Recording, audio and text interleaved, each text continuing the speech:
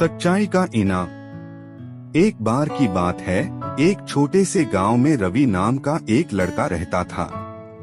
वह बहुत ईमानदार और दयालु था।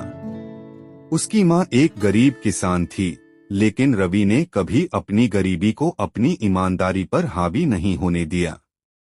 एक दिन रवि गांव के पास के जंगल में लकड़ियां इकट्ठा करने गया। वहां उसे एक पुरानी चमचमाती हुई थैली मिली। जब उसने उसे खोला तो देखा कि उसमें बहुत सारे सोने के सिक्के थे।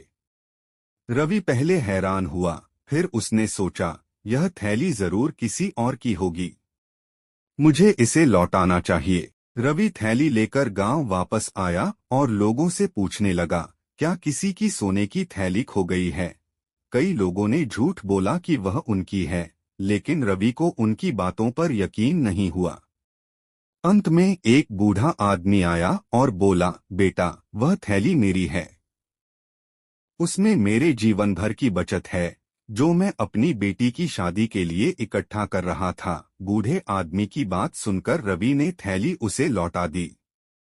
बूढ़ा आदमी बहुत खुश हुआ और रवि को धन्यवाद दिया।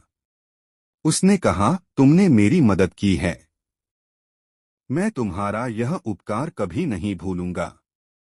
कुछ दिनों बाद गांव में राजा के मंत्री आए और उन्होंने घोषणा की कि राजा ने रवि की ईमानदारी के बारे में सुना है। राजा ने रवि को ईमानदारी और दयालुता के लिए इनाम दिया, एक बड़ी जमीन और बहुत सारी फसल।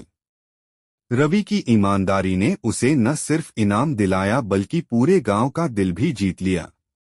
शिक्षा, सच्चाई और ईमानदारी हमेशा हमें सही रास्ते पर ले जाती हैं।